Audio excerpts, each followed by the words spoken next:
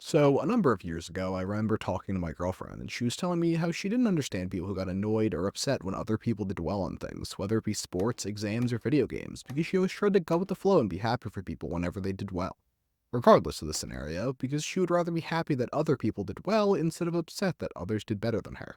I later learned a big reason people do this, and I was excited to tell her about it. She thought the reasoning was interesting, so maybe you will too. So, let's learn. Why do we feel bad when other people do well? What does the psychology say? So, the short version of the reason is because of the self-evaluation maintenance model in psychology, also called the SEM model, which is essentially the idea that sometimes we feel good and our self-esteem increases when we see people do well, while other times we feel bad and our self-esteem decreases. But let's get into the specifics of how and when the SEM model can impact our self-esteem. Know that if I say self-evaluation in the future, it basically just means self-esteem. Okay, so the SEM model incorporates the ideas of using reflection and comparison to raise our own self-esteem. Reflection and comparison usually occurs without us being aware of them, but their strength and effect on us can vary. And I just want to note when reflection is activated, it always increases our self-esteem, while if the process of comparison is activated, it can increase or decrease our self-esteem depending on the scenario. Reflection in this context is when you extend the idea of yourself to incorporate what others have done or what they've achieved. This makes us feel good when others succeed, which then raises our self-esteem. Comparison is what it sounds like. It's when we use others as a standard for comparing ourselves against. When comparison is active, it makes it so if we're doing better than others, we feel good and raises our self-esteem. While if we're doing worse than others, it makes us feel bad and lowers our self-esteem. Okay, so sometimes the process of reflection in the SEM model is not just referred to as reflection. It's instead called something else, an acronym, that I love and think is a much better way to refer to the process. The acronym is BIRG. BIRG. And when the process of reflection is active and dominant, it's said that you're burging, which I think is a fantastic thing to call it. Burge stands for basking in reflective glory. Not only does it sound fun, but it's also just a good acronym. Basking is defined as to lie in or be exposed to pleasant warmth. The I in Burge is the word in, so I don't need to talk about that one. Then the R stands for reflecting, which makes sense since it's the process being described. And the G stands for glory, because it happens when others do well and achieve their own success or, glory. Okay, so now that we went over the acronym BIRGE and my joy of it has been said, now you may be wondering, what determines if reflection or comparison is active? There are three factors that determine this, which are performance, relevance, and closeness. Performance in this context describes our personal performance when compared to others. It can also be referred to as the gap in skill. Relevance is basically how important the domain is for our self-esteem, kind of like how much do we care about that thing we're doing. The word domain, in this example, can be replaced with topic, task, field, or activity. Relevance is basically how important the thing is to you. And closeness refers to the closeness of the relationship to the person we're being compared or reflected upon. So when does comparison and reflection increase our self-esteem? There are two scenarios where our self-esteem should increase when applying the SEM model. One scenario for reflection and one scenario for comparison. The scenario where reflection is activated, which then causes us to burge and raise our self-esteem, has some conditions.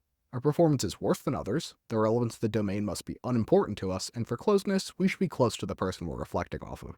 An example is if you and a close friend both play the trumpet in college, and they are significantly better than you at playing, because you're only taking it for some kind of elective while they have a real passion for playing.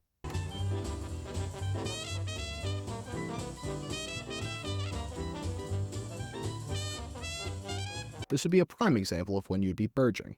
The scenario where comparison is activated, causing our self-esteem to go up, occurs when our performance is better than the person we're comparing ourselves to, and this is extremely important for comparison. Our performance must be better. The relevance of the domain isn't super important because our self-esteem will increase regardless of the importance of the domain. That being said, if the domain is important, our self-esteem will increase more than if the domain was unimportant.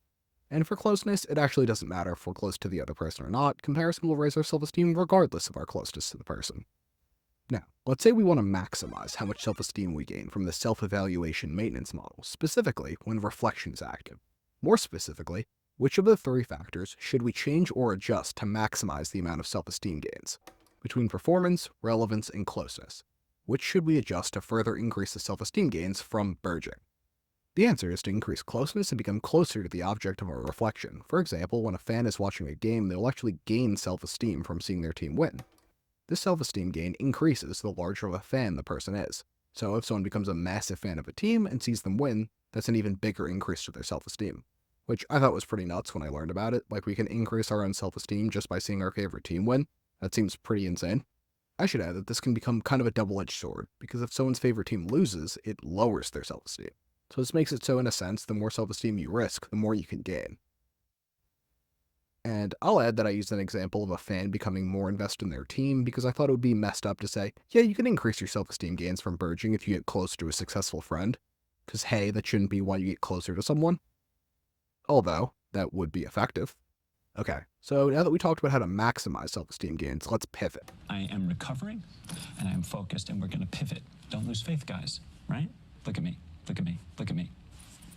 We've got a great name, we've got a great team, we've got a great logo, and we've got a great name. Now we just need an idea. Let's pivot. Let's pivot. Talking about the perfect storm of awfulness that would cause the maximum amount of damage to our self-esteem while comparison is active, which is when we're outperformed by someone close to us in an important domain.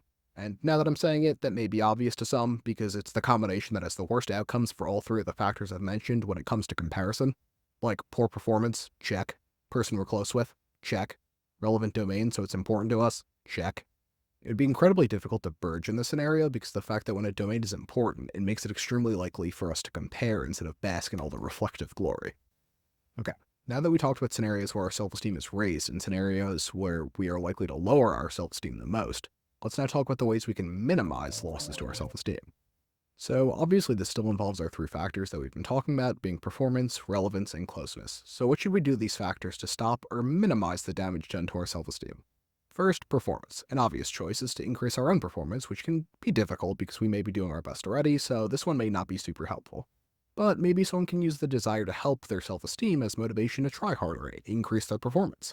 Now, the next part I'll mention probably isn't a great choice and might be hurtful to someone or may cause disappointment in yourself, but I would feel like I didn't fully inform people if I didn't mention it.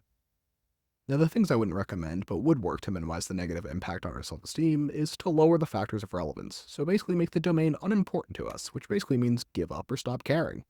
Example of this is playing the trumpet again. If we care a lot about being good at the trumpet, but we're being absolutely outperformed by a close friend, we're going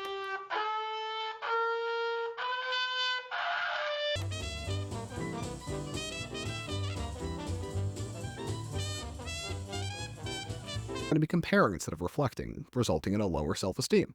But if we stop playing the trumpet or decide we don't care anymore, that's a textbook example of a situation where a person would actually be merging instead of comparing, which would then raise our self-esteem. The other way to minimize the loss of self-esteem when we're comparing instead of reflecting is also not one that I would really recommend, which is to lower our closeness to the other person we're comparing against. So basically, by putting space between ourselves and the other person, it would lower the impact of comparison. But this might actually be an okay idea if the person we're comparing ourselves to isn't so unimportant to us, maybe like a classmate we don't really like to begin with. While closeness isn't really important to raising self-esteem when comparison is active, it is surprisingly important when it comes to scenarios that lower our self-esteem. You may be wondering, why does closeness matter in this instance? And the answer is simple. We're more likely to compare when people are similar and familiar to us, so if we make them less familiar, we won't compare ourselves to them as much. The other reason is that if we're less close with someone, we'll probably see them less, so they're easy to ignore and not have in the front of our minds, so kind of like they're easier to forget. Now, those are some ways to prevent our self-esteem from lowering due to comparison, but besides increasing our own performance, I don't recommend them. Here's actually another way, though, that may be also difficult, but will cause us to bask in all that reflective glory, which is basically force ourselves to interpret a situation differently. Like, for example, going back to the trumpet, because all of these examples are all trumpet-based. If our close friend is better than us, if we practice together, we can try to see each other as part of the same team to make each other better. This way we can help ourselves, the other person, and not damage our relationships. But hey, what you do is up to you. My hope is that if you've watched this far, you can understand yourself and those around you at least a little bit better. And if you have any psychology topics you'd be interested in exploring, let me know in the comments, and of course leave a like and subscribe if you enjoyed. And until next time, take care everyone. Goodbye.